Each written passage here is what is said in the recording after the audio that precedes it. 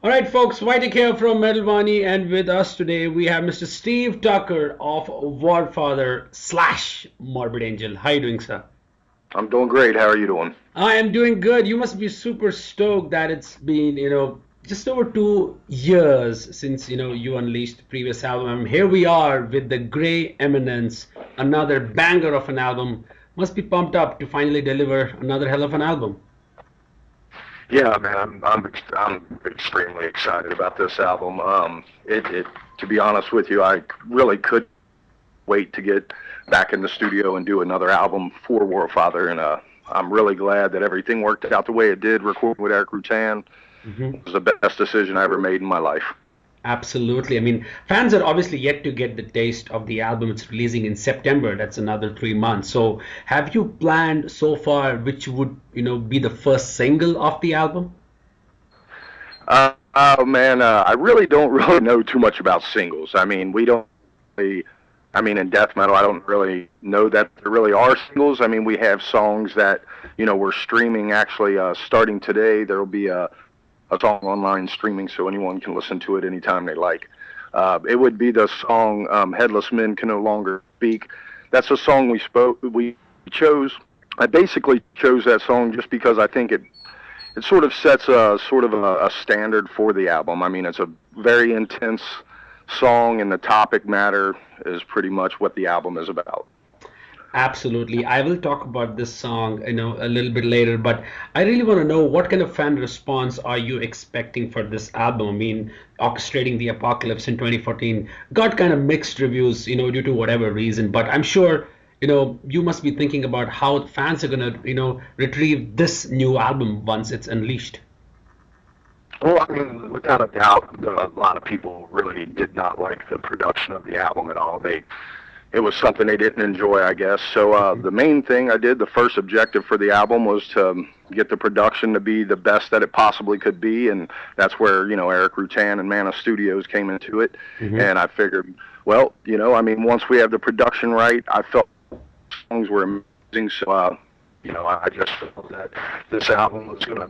If there was a bad opinion before, I would really hope this album would change the opinion. Definitely, definitely, I get that. And the very first seconds of the album clearly gave me an idea how this album is gonna sound. It's clearly like I had to kind of submit myself to the brutal onslaught which you have come up with. And I'm sure fans are definitely gonna love. But for you personally as a songwriter, what exactly was the vision in your mind with respect to the sound of this album?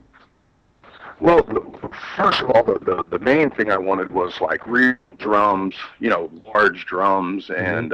and just a big production. I wanted something that was, grandiose almost. I wanted something that was just nice and big and a wall of music. And I figure the riffs and the topics and lyrics and things like that will take care of the rest. Definitely. And instantly my mind started racing back to the 90s era of Morbid Angel. I mean, you got that killer combination of tremolo flutters and you got that relentless, blast beats. Credit to Bryan for that. Now, you've worked with Bryan on this and also you've worked, with Jake, in terms of the songwriting. So how's it Yes. been in terms of, basically delivering a relentless album? I mean, I gotta give it to Bryan. He's literally busted his ass on this album. So goes with Jake as well as you. How is it, working as a team together for this album? Well, first of all, thank you. I mean, from all of us, thank you. Man, I think, for Bryan, I mean, he was really excited. This is his first album that he's ever been on. And I mean, he's in a garage in the middle of the mountains, practicing for years and years and years. And I mean, this is his first time, ever really getting to go into a proper recording studio. So for him, I'm sure it was for him his own adventure. I mean, I know he enjoyed it. He definitely had a smile on his face most of the time. Maybe not when he was playing, but the rest of the time he was definitely smiling. And same with Jake. I mean, he enjoyed it. The whole process of this album was it was a lot different than the last album than Yes. Orchestrating the Apocalypse. On this album, like as you said, everyone contributed to this album. It was much more of a band effort. It was much more of a combination of opinion, Definitely. combination of riffs. I mean, I believe that mine and Jake's riffs work well together. It really becomes something that's purely death metal, and it's a nice solid sound, man. For years, every single thing I've done, I think harks back to the 80s or to the 90s. I'm sorry, and I think a lot of people, anything I do was in Morbid Angel. Yes. Before they ever heard me do anything else, they're always going to say it somewhat sounds like Morbid Angel. I in no ever tried to make songs that sound like Morbid Angel because I previously was in Morbid Angel, and once again I am in Morbid Angel, and Warfather and Morbid Angel are in no way even comparable to me. Right. Morbid Angel is, it's legendary as far as I'm concerned. Morbid Angel has done more for death metal, and to be honest with you, I don't think it's just me that someone could say, oh, that sort of sounds like Morbid Angel. I think it's just about most bands in death metal have Morbid Angel elements in them, because Morbid Angel has been, they've been the front runner for so many years. The bar. Yes, absolutely. They set it very high. Absolutely. So, and I'm proud to be in Morbid Angel. I was proud, when I was now. Morbid Angel is something extremely special, and I think Warfather is too, but it's a whole different thing. It's not Morbid Angel. Definitely. Now, you mentioned about Headless Men Can Go Longer Speak. Now, this track has definitely one of the best solos of the album. And what really sparked it was the groovy bass, the band has created. It kind of stayed in my head for a long, long time. I don't know why, but it just kind of reminded me of Metallica's Frayed Ends of Sanity, especially the opening hook. I don't know. You have written the bass lines for the album, and I got to give it to Erik for basically, he's a sucker for old school sound. We know that. So, how did it shape up? How did this track shape up? Because it's got a really, unique flair as it progresses through, the song ends. Really, this is actually one of the songs that I think I wrote the entire song on this one, and that's really not why it's the first song to be released. It's just how it worked out. Everyone agreed this was the song to go with. But song, it was one of those things where when I was first writing it, the opening to it, I wanted it to be something, almost, militant. I wanted it to start off militant, and then and it starts. I do this a lot in lyrics, man. The song starts from one perspective, and halfway through, the perspective changes. And now a lot of these lyrics that I'm writing, a lot of these things that I'm saying, to me, a lot of it's said in sarcasm. A lot of it is like I'm taking opinions of one side or another, and I'm just putting them out there, and I want you to understand that these opinions are absurd. The reason people go to war, the reason people fight for things, the reason people are selfish and take away from others, and these are all things that cause war. Right. They're all ridiculous. They're completely ridiculous to fight over land, to fight over a flag, to fight over, just an opinion, just an opinion. For that's the thing. Most wars are started over opinions, and really, with this song, it starts out as a voice of pretty much, would say, I don't know, I don't want to use the term the government, but the controlling party, and then the voice changed to more of another side of the story, the people that are really up with it. Definitely, man, I get that. And you guys have also refrained from using the atmospheric keyboard segments which were present on the first album. And obviously, with such a raw sound, it sounds more frantic on this album. Also the tempo changes are pretty much, in such a way that there's a balance maintained in terms of the riffs that have come up. And I got to give it to you for writing some, crazy atonal sequel solos in this. There's some killer shredding in that. So obviously, you had to make sure that the songwriting, the riffs, the solos have to be above what came out in 2014. So how was the writing process for you in terms of guitars? In terms of guitars, well, I think the writing process for the entire album, first of all, was completely different. Because more than anything, the mindset that I had was completely different. During the making of Orchestrating the Apocalypse, there was a lot of insanity going on in my world. In my world, it was 1 minute things look great, the next minute things terrible. You know what I mean? So that's really kind of how that all came together, and that's why I really think that I ended up doing these segues with the girl, the female singer, and the reversing effects and all these things, and the marching and all this stuff. It's just because, man, that's really, it seemed like that's the way my emotional roller coaster was. I mean, it was just one minute it was war, the next minute it was just eerie silence. So, Right.